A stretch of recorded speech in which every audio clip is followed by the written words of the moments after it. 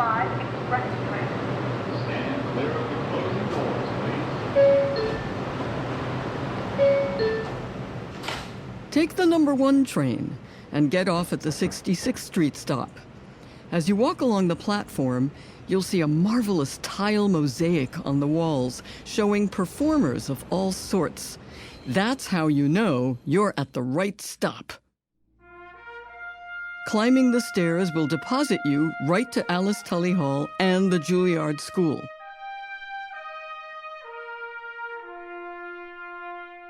Just around the corner are the steps to Lincoln Center Plaza. We're in a 16.3-acre campus that hosts some of the most iconic arts organizations in the world. As you walk to the fountain in the center of the plaza, the Metropolitan Opera is in front of you. The New York City Ballet is to your left, and to your right is David Geffen Hall, home to the New York Philharmonic. And in fact, today, you'd see a newly reimagined David Geffen Hall with doors thrown open to greet the public.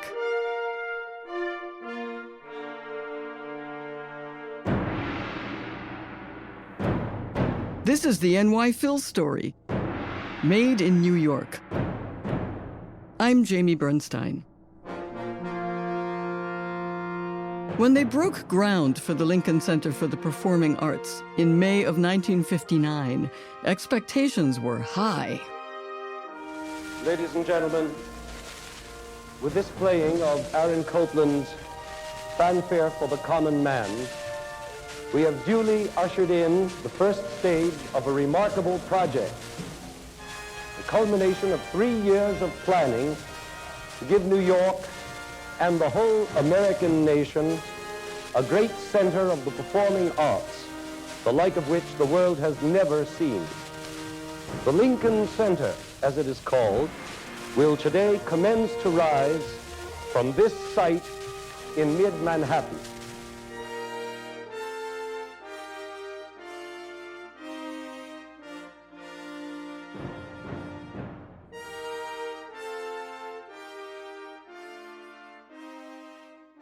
And rise it did. Opening in 1962, the inaugural concert with the New York Philharmonic from their own Philharmonic Hall garnered the attention of the nation, even drawing Jacqueline Kennedy. Conducted by Leonard Bernstein, the opening of their 121st season was broadcast live on nationwide television over the CBS network.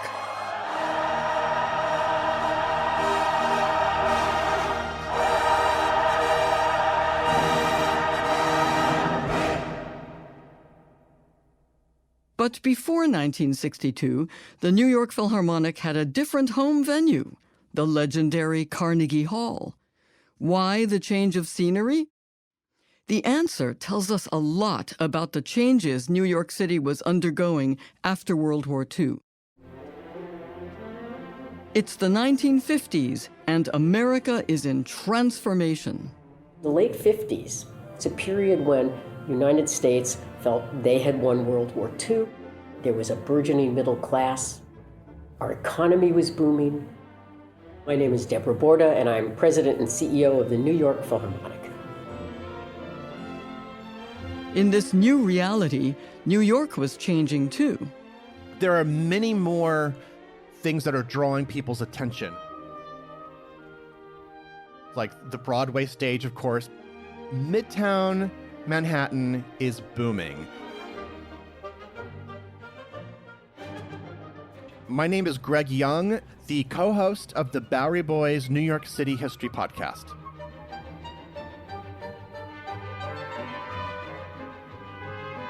During this boom in 1955, Robert E. Simon Jr., a real estate magnate, puts a family property up for sale, a little joint called Carnegie Hall.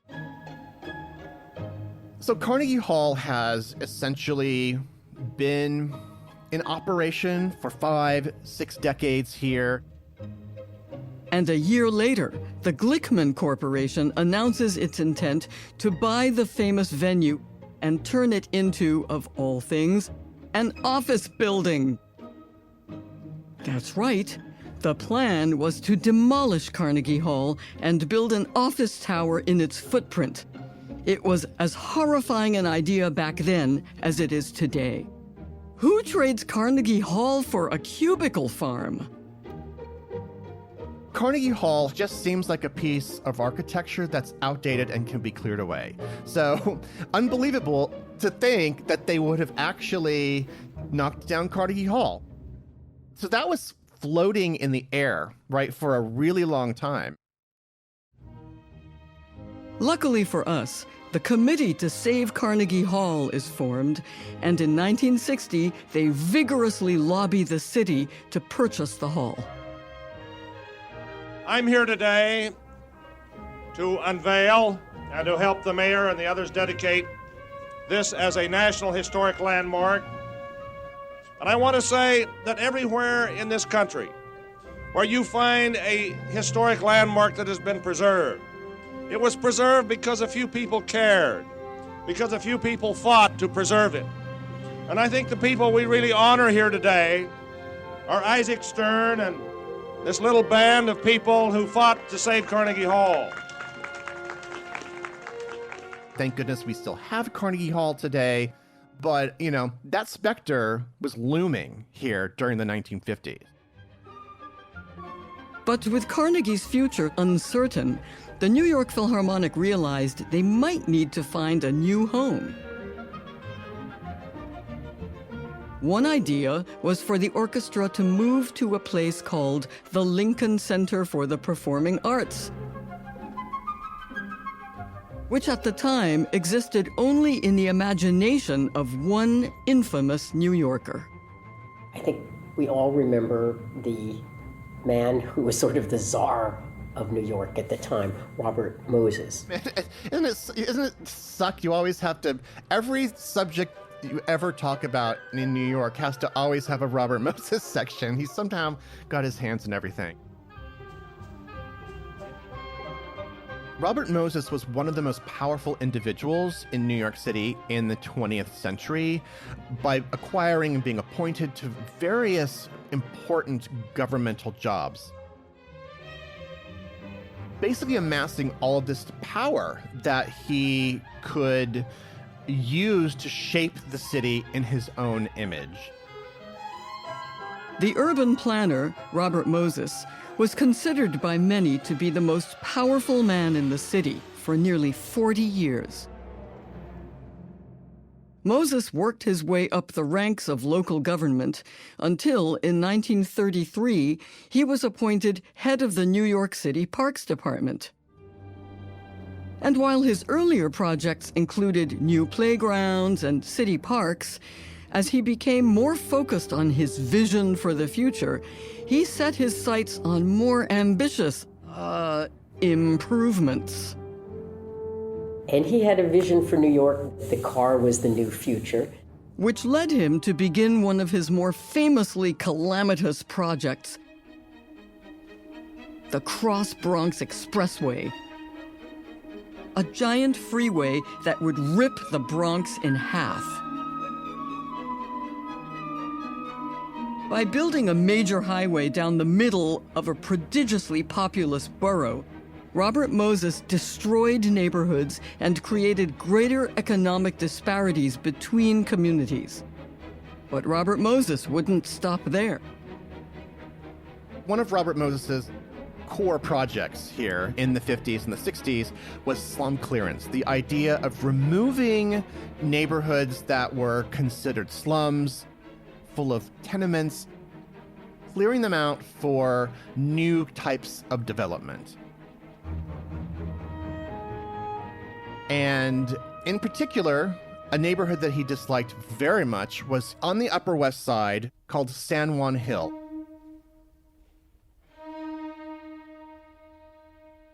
The idea of displacing a vibrant Black and Latino community was part of what happened in those days. Robert Moses would level the vibrant, diverse San Juan Hill neighborhood, destroying the community to make way for Lincoln Center. Incidentally, some of the last images of this neighborhood were captured in the 1961 film of West Side Story. It was shot amid the condemned tenements of San Juan Hill, with one scene taking place on a pile of rubble from recent demolition. And in Spielberg's 2021 remake, we even see a sign at a construction site announcing Robert Moses's very own slum clearance. I know what urban renewal. You can look at this Lincoln Square, San Juan Hill relocation project as a microcosm of what was happening in New York during that time. I am Dr. Virginia Sanchez-Coral. I am Professor Emerita, Brooklyn College, the author of From Colonia to Community, The History of Puerto Ricans in New York City. When you start to look at the history of Puerto Ricans in New York City, and you realize that they've been here since mid-19th century at least. But because this old, tightly knit neighborhood was destroyed, a lot of its history isn't widely known.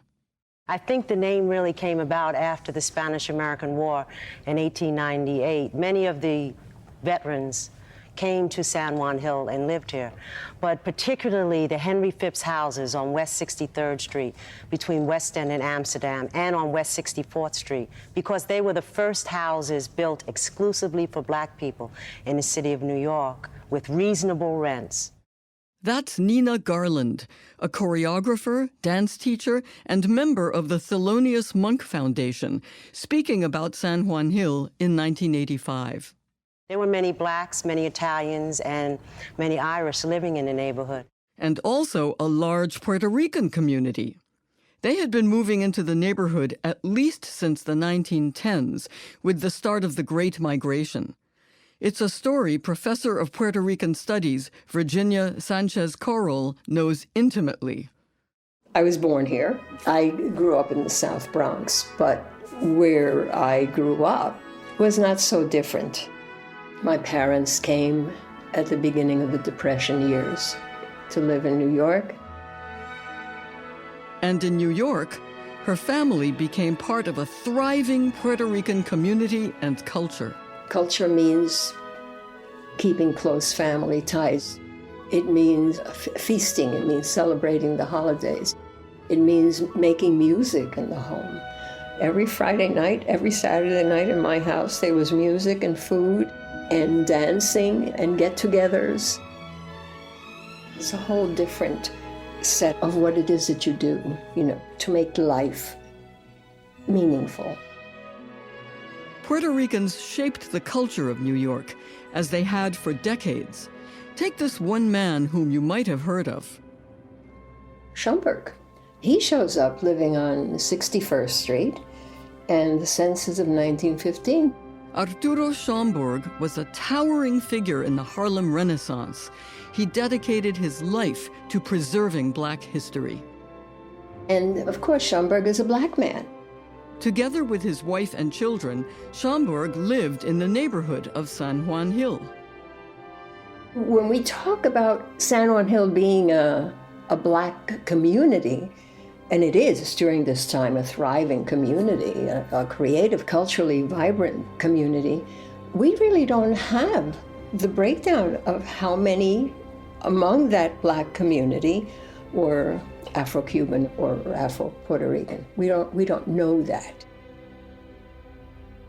We do know that by 1915, Arturo Schomburg, along with John Edward Bruce, had founded a Society for Black Historical Research.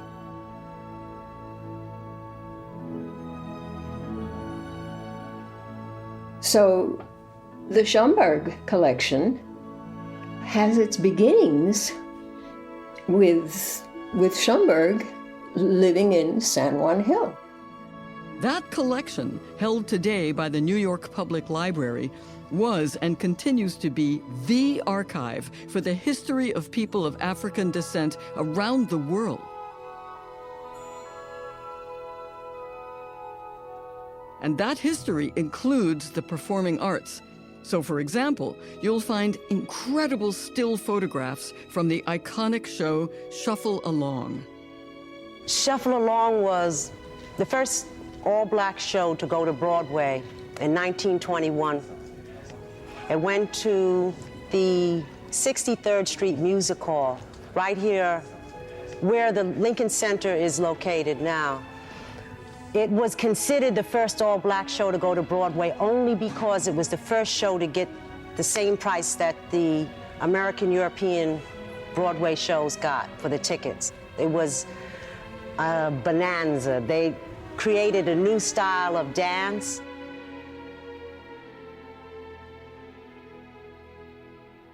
Shuffle Along radically transformed the performing arts in America.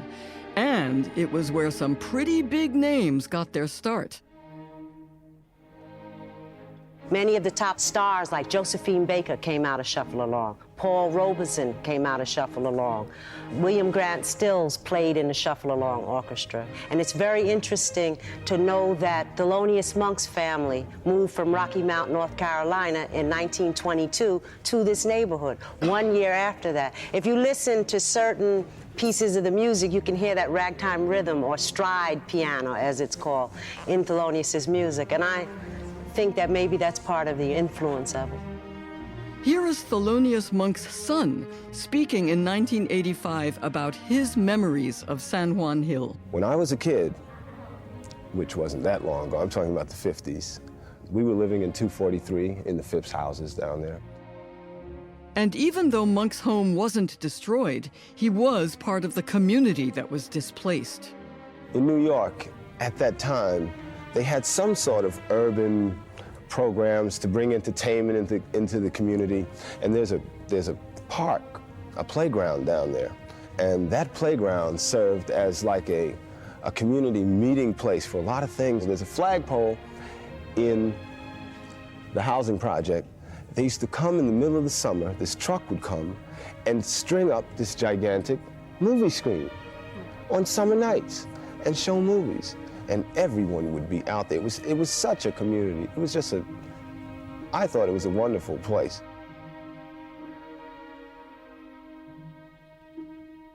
In 1949, when the Housing Act was passed, it started this whole concept of what we call slum clearance, or an urban renewal.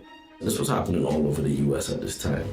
That's composer and performer Etienne Charles, who created a multimedia work honoring San Juan Hill for the reopening of David Geffen Hall. They decided that they were going to break up the neighborhood.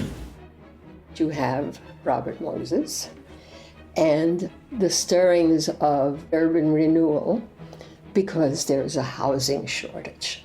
And you've got to relocate people in order to do what? to provide housing rather than fixing what's there? The Housing Act of 1949 was supposed to help solve a national housing shortage by building better housing for residents. But instead, neighborhoods were leveled and communities torn apart, all in the name of what was deemed progress. The so-called Lincoln Square Renewal Project called for a sprawling 52.8 acres in the middle of Manhattan, much more than what would become the 16-acre campus of Lincoln Center for the Performing Arts.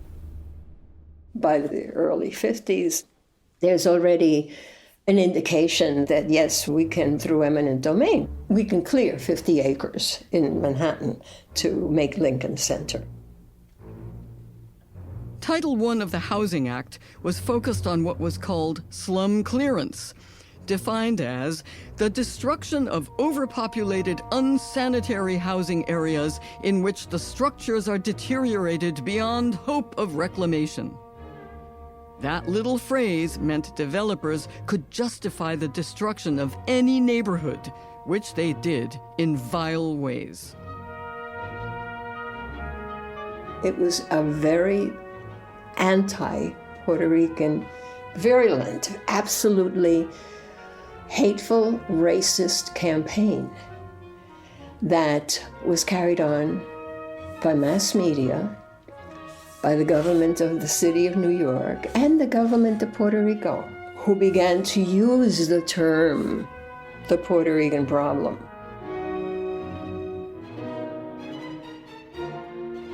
To us kids who had grown up here, we didn't understand why we suddenly became a problem. But it was an atmosphere of discrimination that really affected us. It affected how we went to school. It affected our jobs. It affected us in every way. The smear campaigns in the press were what would allow Robert Moses to say, this is a Puerto Rican slum. Why Lincoln Square? I can give you the explanation in one long sentence. Because these 60-odd central, diseased, and rapidly deteriorating acres can be rebuilt and made healthy only by condemning land and selling it to sponsors, in the main speculative builders, but including a college campus and an opera, music, and arts center worthy of New York. You know, these people are diseased. The mounting cost of these slums to our nation in terms of disease, crime, delinquency. They're used to living in old law tenements, so let them have them. Has, since the war, brought many of our cities to an urgent financial and social and a moral crisis. That's what allows Robert Moses to say, hey, you know what? Yeah, clear it. It's full of Puerto Ricans anyway.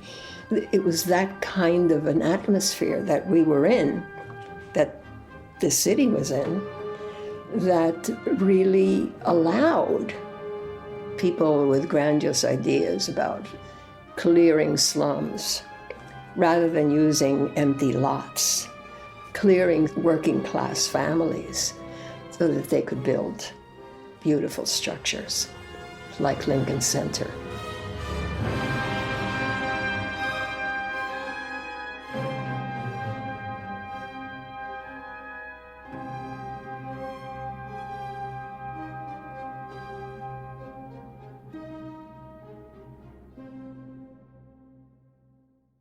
I remember before Lincoln Center, you know.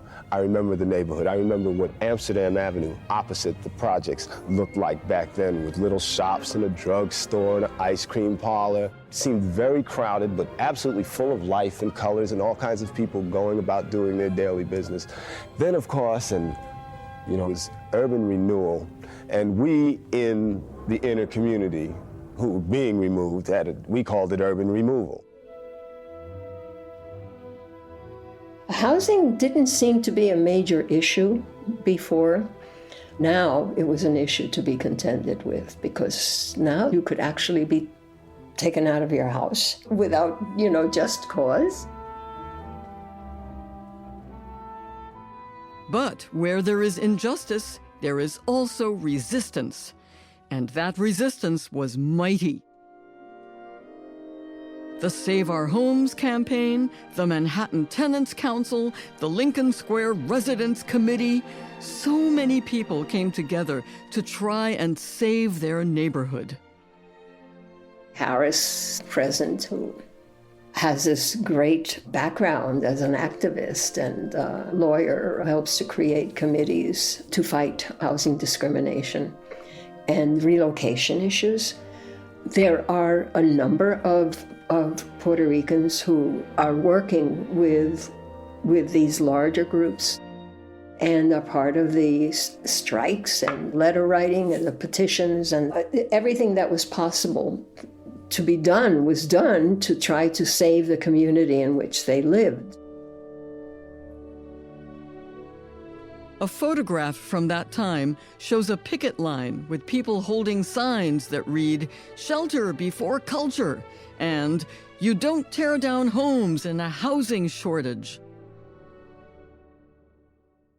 The resistance mounted by the community threatened to block Robert Moses's plans. So he leveraged the idea of using the space not just for new housing for the burgeoning, mostly white middle class, but also to create a home for the arts on par with Europe's finest venues. To New York City planners, that idea proved too seductive. And so, the city of New York and Robert Moses would claim that San Juan Hill was a slum and therefore fit for clearance. Up until the point where they knew that they weren't getting a fair hearing, and they just said, let's just knock it down. Let's just try to stop it altogether. So they sued the city, with the lawyer Harris L. Present representing upwards of 8,000 people who were being displaced by Lincoln Center. And it went all the way up to the Supreme Court, where the appeal was denied. And that's when the ball started rolling for Lincoln Center to be built. And from that, Lincoln Center was born when they broke ground in 1959. The loss of that lawsuit led to thousands of families being displaced. 1,100 Puerto Rican families. Where do they go to after San Juan Hill is demolished?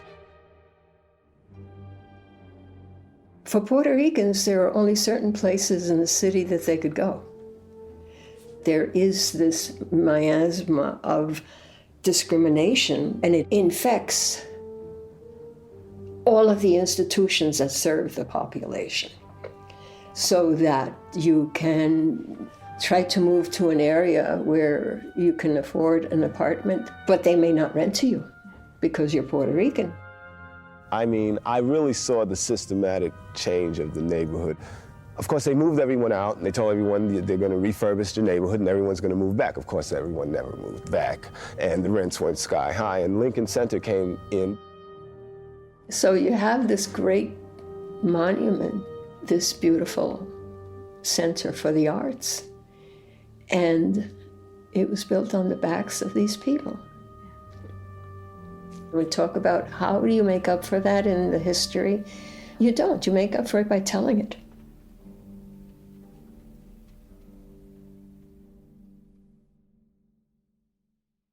The story matters to us, our history matters to us, and we are not going to, plaster over our history in order to get to our future. That's not what we're in the business of doing.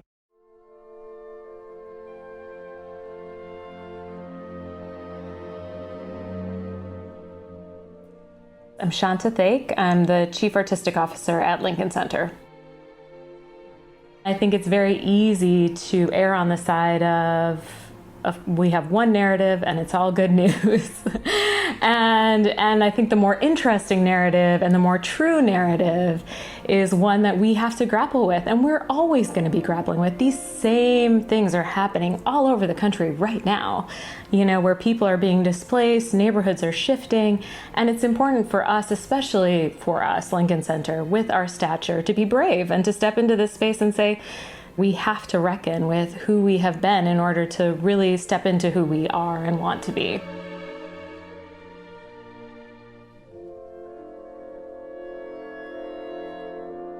As one of the arts organizations on the Lincoln Center campus, the New York Philharmonic had to wrestle with who they wanted to be, how they wanted to contend with this history, and how they would continue to serve the people of New York. And in March of 2020, they unexpectedly got the time to consider what a new era would look like for them. We'll be back in a moment. Stay with us.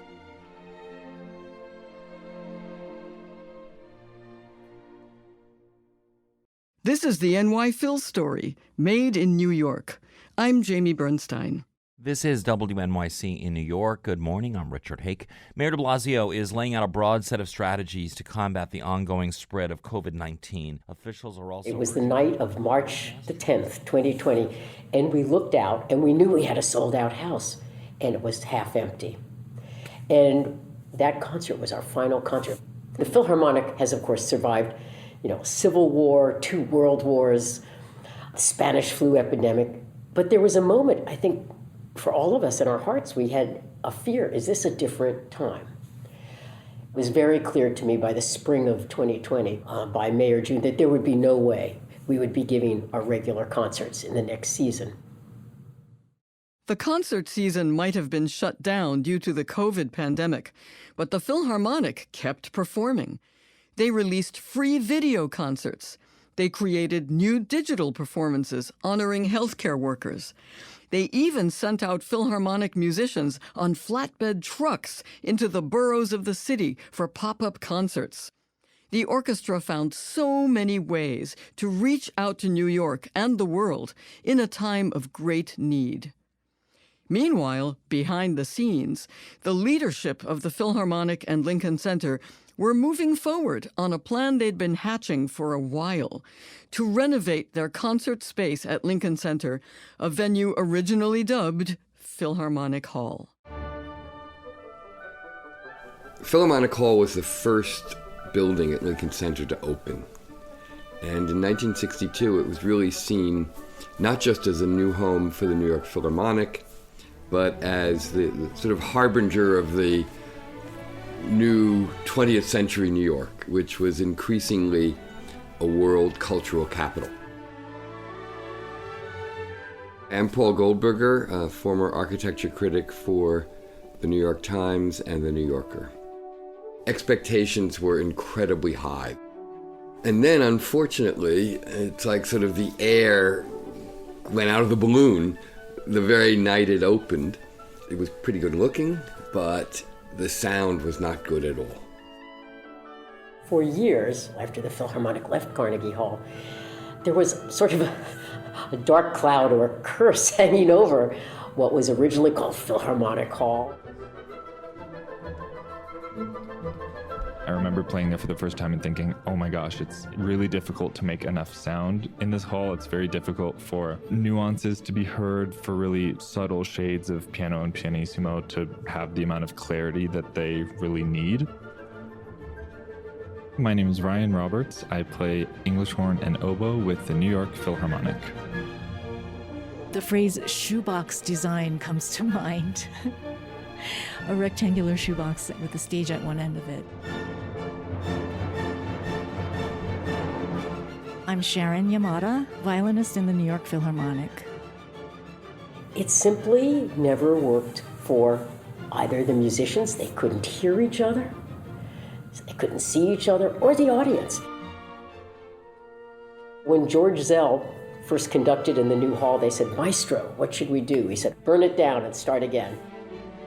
And that was the beginning of what really turned out to be a 60-year-long quest to fix this building. My father, Leonard Bernstein, was music director of the Philharmonic when they transitioned from Carnegie Hall to their glamorous new home in Lincoln Center. The fact that the acoustics were poor was something my dad didn't talk about too much.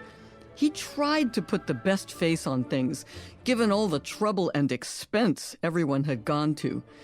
But it was an ongoing disappointment for all concerned, a disappointment that persisted even after 2 attempts to fix the problems. It involved several redesigns, one complete gut renovation, and nothing fully solved the problem. Almost every acoustician in the world came and tinkered with it. Experts were stumped about how to fix Philharmonic Hall. But in the early 1970s, a radical idea from the French composer and conductor Pierre Boulez showed what the venue could be. The rug concerts were an invention of Pierre Boulez when he was music director, and he took out seats and had people just sit on the floor and wanted to create an informal environment. They were a big success.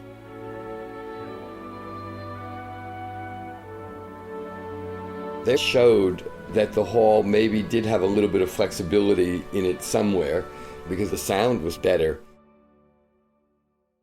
In the mid-70s, the hall would be completely gutted and renamed for the donor that funded the renovation, Avery Fisher Hall. But even then, the improvements were marginal at best. I have to say that I and a number of people sort of liked it then, but that might have been just the triumph of hope over experience. As the decades passed, Avery Fisher Hall became more and more dated visually, and audiences became frustrated with its less-than-ideal sound. If you're going to get people to go to a live concert, there needs to be a level of experience that you can't get sitting at home with earphones. Because remember, concert halls began when that was the only way anybody could ever hear music. There is a power to hearing great music in great space.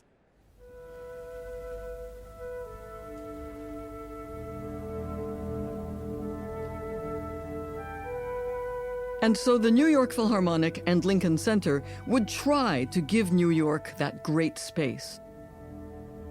Born out of a philanthropic gift in 2015, the Phil put together a power duo of architectural firms that seemed full of promise for the future, until the Phil saw the plans. They were too expensive, too complicated, and wouldn't function as the sort of venue that the Philharmonic envisioned. Deborah not only knows this orchestra, she knows concert halls really, really well. And she said, that we just cannot do this.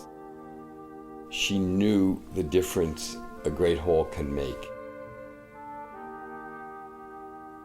In 2019, the Philharmonic announced that over the course of 5 years, they would completely rebuild the interior of a newly reimagined David Geffen Hall. The schedule for the construction was awkward at best, requiring opening and closing the hall multiple times. But then the COVID-19 pandemic hit.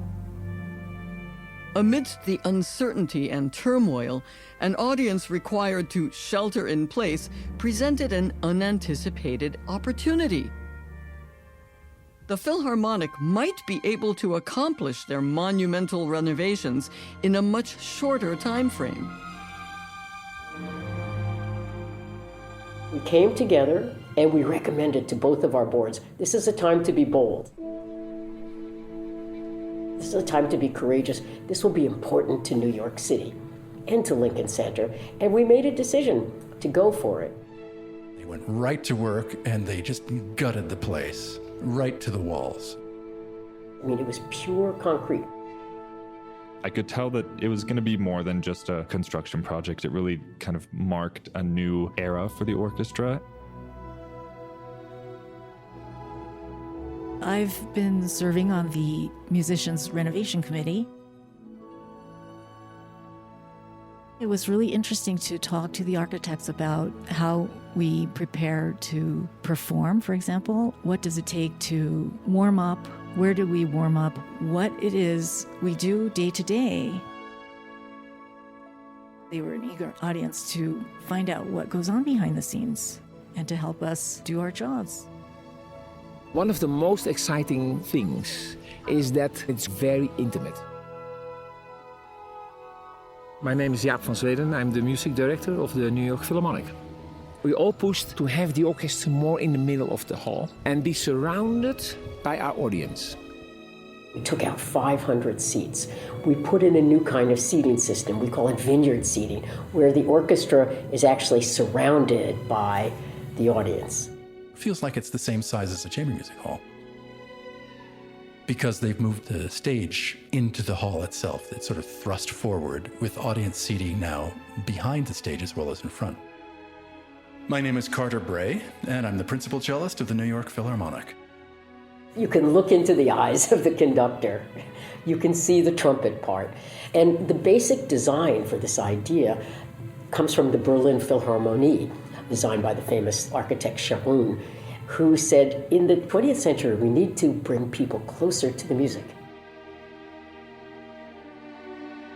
And because of that, the sound is improved tremendously. We are going to have a different contact with our audience. We are going to have a different contact with each other. And we are going to marry, as an orchestra, with a new acoustic.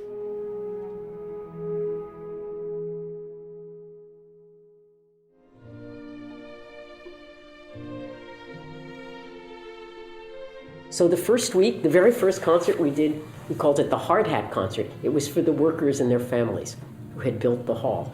6,000 different people worked on this hall at different times, all sorts of trades. Because putting a hall together like this, you can imagine how complex it is, from the people who install the wood, to the people who install the seats, to the HVAC. I was very moved when I found out that the first notes that we're going to play in the hall will be for the people that spent so many months building the hall. I thought that was a really beautiful message and a really thoughtful way to invite the community into the hall.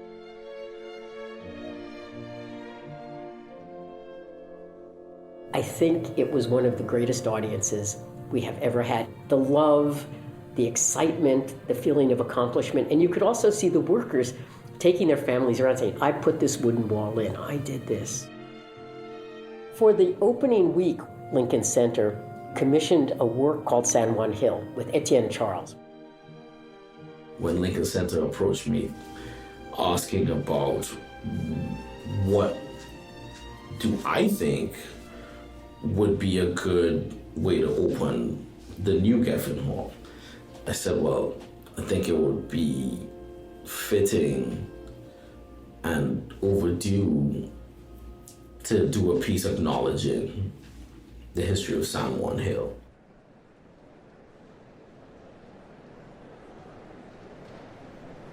The day of the sold-out opening performance, hopeful concertgoers lined up at the box office hours before the performance in case any seats opened up. Why am I here standing in line? It's the Philharmonic. They've not been here for a long time.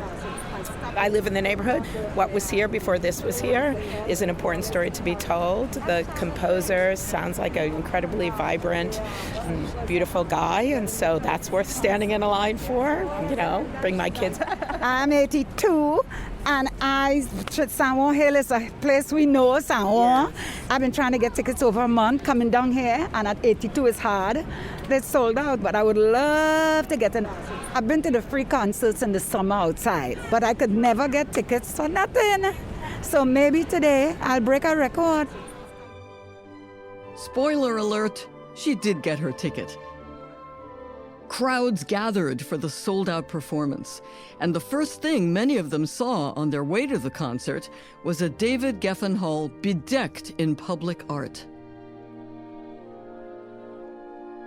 As we opened the hall, if you look at the 65th Street side, which was just a sort of blank portion of the hall, there's a massive mural, and it's a depiction of the life of San Juan Hill.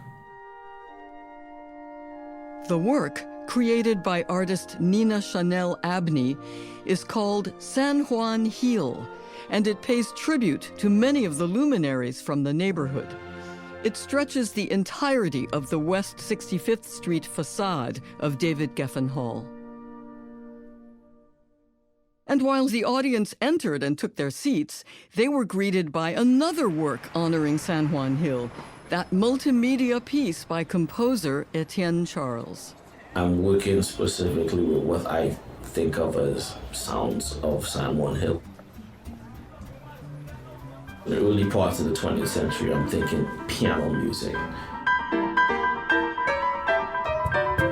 ragtime, stride. Also the Antillean waltz, which is a very popular Caribbean dance form.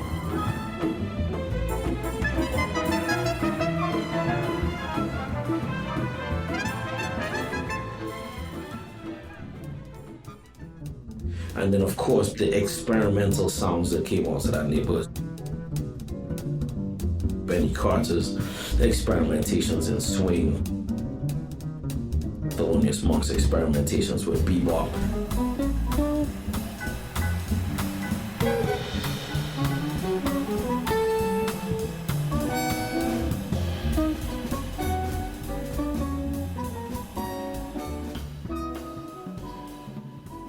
mambo and bomba from Puerto Rico.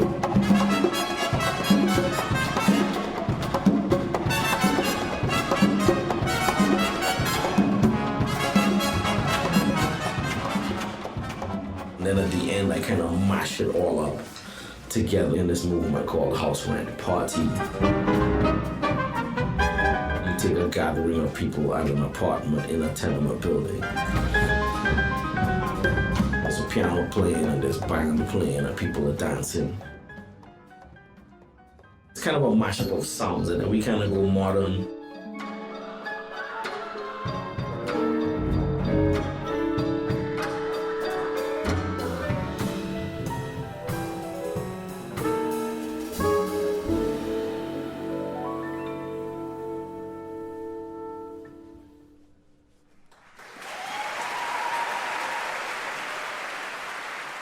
The final notes rang out, and the audience rose to their feet. The concert might have been successful, as was the reopening of David Geffen Hall. But was telling the story enough? Could it be enough? I think it's a one-of. It needs more explanation. No, seriously, because if the whole idea of this event was to commemorate the destruction of an existing neighborhood and putting up Lincoln Center, this really doesn't explain it. I would hope that in the program for the rest of the season, they at least talk about what they're trying to commemorate here today. But I think that it needs to be more than a one-off.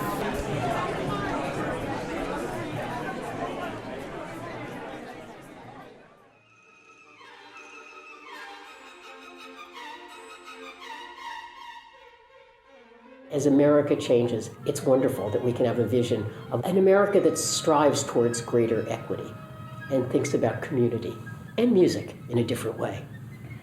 We threw open the doors for the opening month, but today the doors are still thrown open.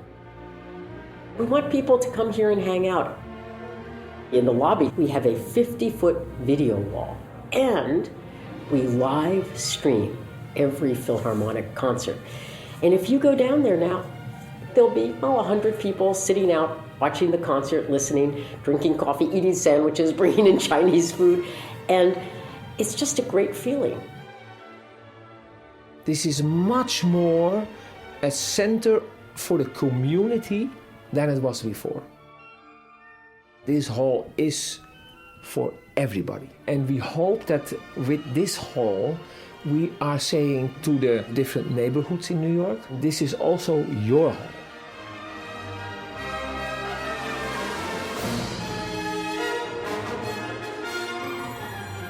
This is the NY Phil Story, made in New York, produced by WQXR in partnership with the New York Philharmonic, and hosted by me, Jamie Bernstein.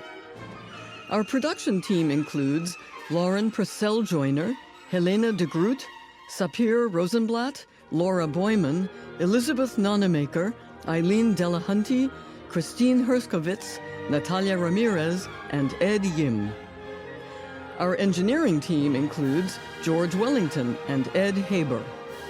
Special thanks to Monica Parks, Adam Crane, Gabe Smith, the NYC Municipal Archives, and the New York Public Radio Archives. Thank you for listening.